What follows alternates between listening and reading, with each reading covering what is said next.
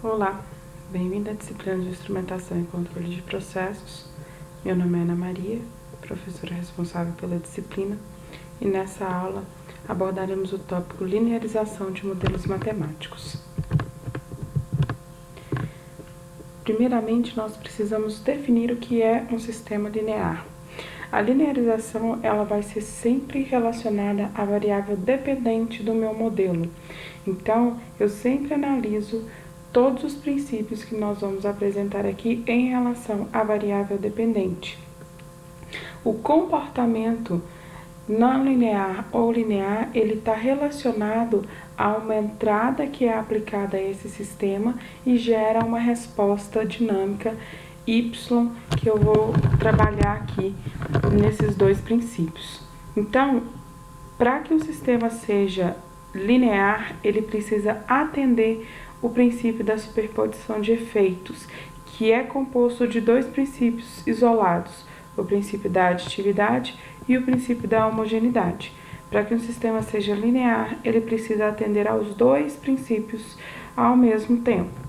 Para que a gente entenda, eu vou pegar uma situação hipotética onde eu aplico a entrada x1 de t e obtenho uma resposta daquele sistema y de t, e quando eu aplico a entrada x2 de t, eu obtenho uma resposta y2 de t. Para atender o princípio da aditividade, ao aplicar uma entrada x1 mais x2 de t, eu preciso que a resposta gerada seja y1 mais y2 de t. Atendido essa igualdade, eu tenho então que o meu princípio da aditividade está sendo atendido. O princípio da homogeneidade, ele me fala que se eu defino que para uma entrada a saída, o f de x de t é o y, se eu multiplicar essa entrada por uma constante alfa, a saída equivalente dela precisa ser a mesma constante alfa multiplicando o y, que é a saída equivalente do x de t. Atendido esses dois princípios, eu tenho um modelo linear e eu consigo, então, trabalhar com as técnicas de controle hoje que são especificadas para sistemas lineares. Por que eu linearizo modelos? Os sistemas não lineares, eles não possuem solução analítica. Para analisar o comportamento dinâmico de um sistema, eu preciso resolver o modelo desse sistema. Então, tendo uma resposta analítica, esse sistema é de muito mais fácil resolução do que um sistema não linear que não possui técnicas matemáticas para encontrar suas respostas analíticas. Nesse caso, além disso, os sistemas de controle efetivos que eu tenho hoje, eles são para sistemas lineares em sua maioria. Então, eu tendo uma aproximação linear de um modelo não linear, eu consigo aplicar esses sistemas, esses projetos para sistemas de controle que hoje já são muito eficazes e já tem aí a sua performance comprovada. Além disso, o esforço computacional de se resolver um problema linear é significativamente menor do que a resolução de um problema não linear. Onde é que isso torna-se uma vantagem em controle? Se nós pensarmos que nós temos que resolver um problema a cada vez que o meu controlador vai atuar no meu sistema, se eu tiver um problema que é resolvido mais rápido, eu tenho condição de interferir no sistema de uma forma mais eficaz e mais rápida, o que faz com que eu tenha um controle muito mais efetivo e um controle que está agindo sempre no momento mais rápido possível, evitando desdobramentos de efeitos de perturbação. Então, quanto mais rápido eu consigo agir, mais fácil de manter aquele sistema dentro do ponto que eu desejo. A linearização de modelos, ela é baseada na expansão em série de Taylor de uma função não linear. Então, nós vamos definir aqui uma função dx dt igual a um f de x não linear, e essa função ela pode ser resolvida a partir de série de Taylor por uma aproximação polinomial, onde eu faço a expansão a partir das derivadas dessa função até a enésima ordem. Quando eu falo de linearização, eu estou falando de uma aproximação em que eu faço primeiro a hipótese de que essa aproximação é uma boa aproximação, e isso resulta então que as derivadas de ordem superior, elas são muito pequenas e podem ser desprezadas. Além disso, eu preciso definir esse ponto para a aproximação e qual seria o ponto mais adequado, qual o valor mais adequado para esse ponto. Então, a primeira hipótese, desprezando os termos de ordem superior, ela me resulta que o f de x pode ser aproximado por essa função no ponto x0, que é o ponto em que eu estou linearizando em torno dele, mais a derivada da função em relação à variável x no ponto x0 vezes x menos o x0. Para controle, principalmente, a melhor escolha para o x0 vai ser o ponto do estado estacionário. Isso indica que eu tenho uma simplificação que pode ser feita nessa equação. Para o ponto de estado estacionário, se a gente definiu que a função f de x era um dx dt, no estado estacionário isso significa que o f de xss será igual a um dxss dt. E a derivada do ponto no estado estacionário em relação ao tempo, sendo um ponto de estado estacionário, é igual a zero. Então, isso simplifica a minha equação.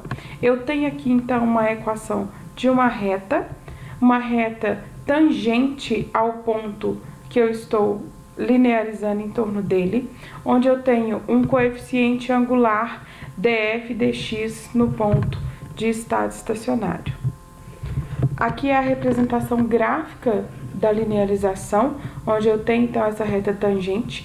É importante ressaltar aqui que essa linearização ela é uma boa aproximação nas vizinhanças daquele ponto, mas quando eu trago isso para outros locais, eu já não tenho uma boa aproximação, eu precisaria fazer essa aproximação em torno de um outro ponto que eu teria que escolher aí, que atenda a região de onde eu quero trabalhar.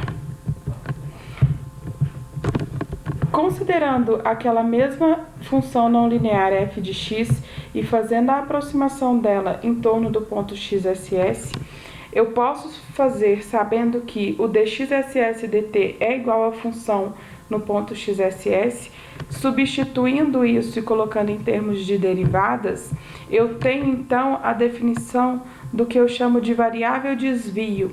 A variável desvio nada mais é do que o x no instante t, que é a variável que eu estou analisando naquele instante de tempo, menos o valor dessa variável no estado estacionário, ou seja, é o desvio da variável naquele instante de tempo em relação ao valor do estado estacionário. E aí eu trabalho aqui em termos de variável desvio a minha linearização. Quando nós estivermos trabalhando com Laplace, nós veremos que isso possibilita que eu não tenha uma dependência de conhecer a condição inicial do meu sistema para conseguir encontrar uma função de transferência a partir de Laplace. Então, essa é a vantagem de se trabalhar em variável desvio em controle. Considerando agora que essa função não linear não é só uma função do estado x, mas também de uma entrada U e uma perturbação D, para fazer essa aproximação, eu faço a partir do mesmo procedimento. Eu aproximo essa função, que é uma função de x, U e D,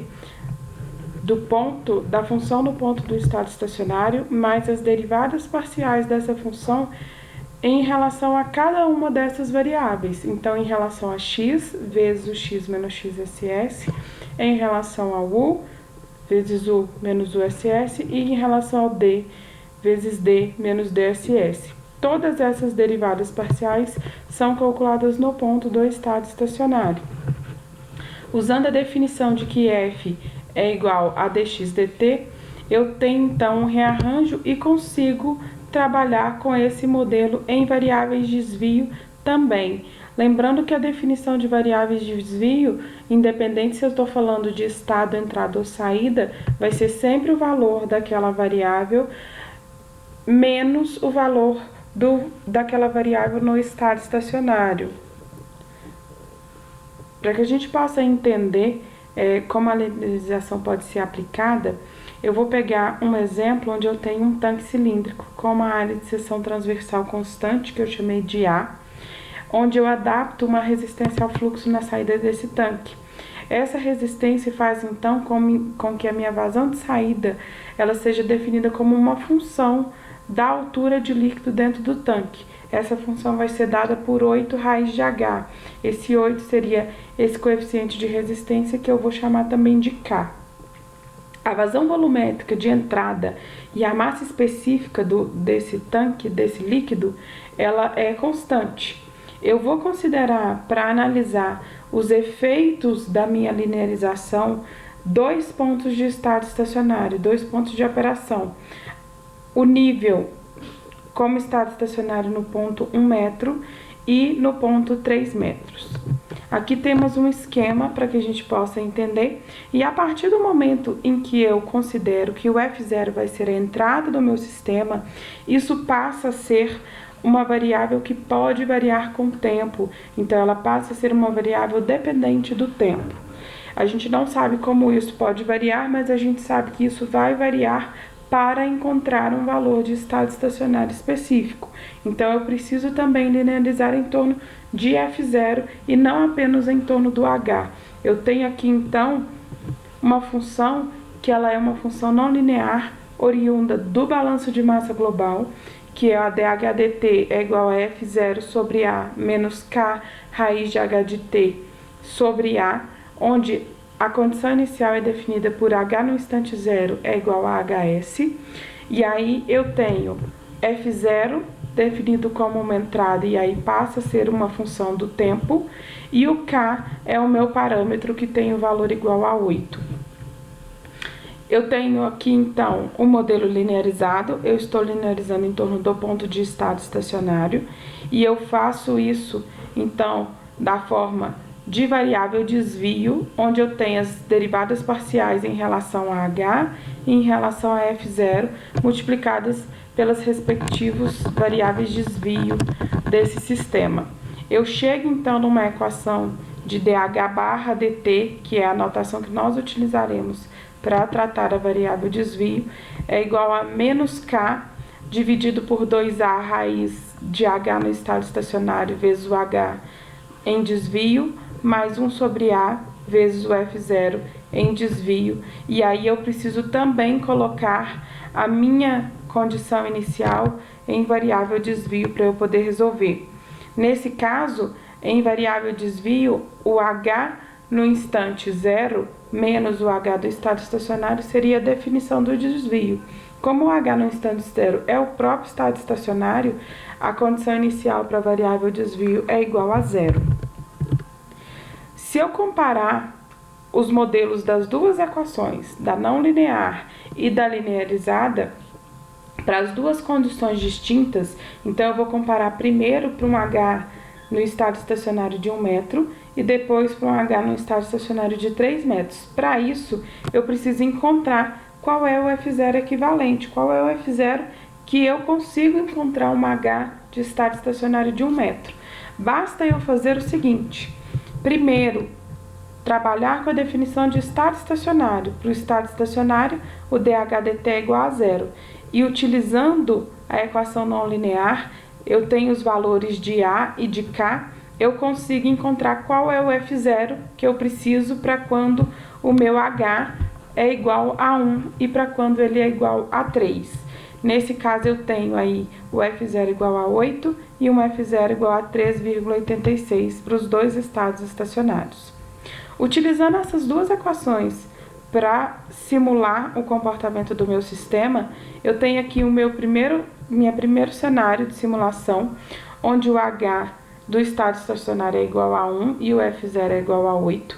E eu simulo esse sistema não linear, que eu tenho a minha linha cheia, e para as duas condições, para os dois modelos linearizados, um primeiro para o ponto 1 e outro para o ponto 3.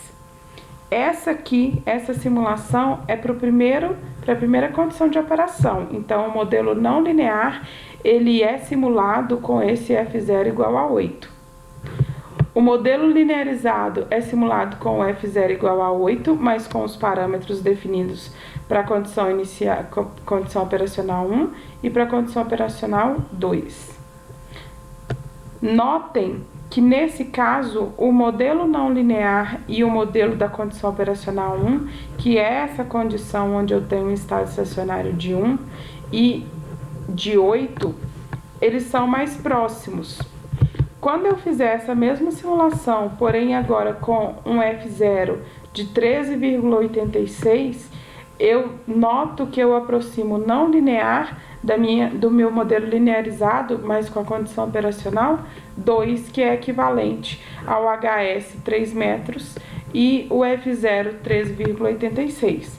Isso me indica que o modelo linear ele representa bem a resposta somente quando a linearização é realizada em torno do ponto de operação escolhido.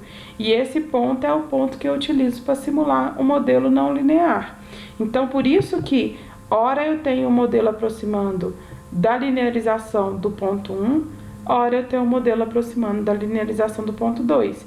Isso é extremamente importante porque eu tenho que garantir que eu pretendo trabalhar dentro de uma faixa de condições operacionais em torno daquele ponto de estado estacionário para que ele seja realmente uma boa aproximação.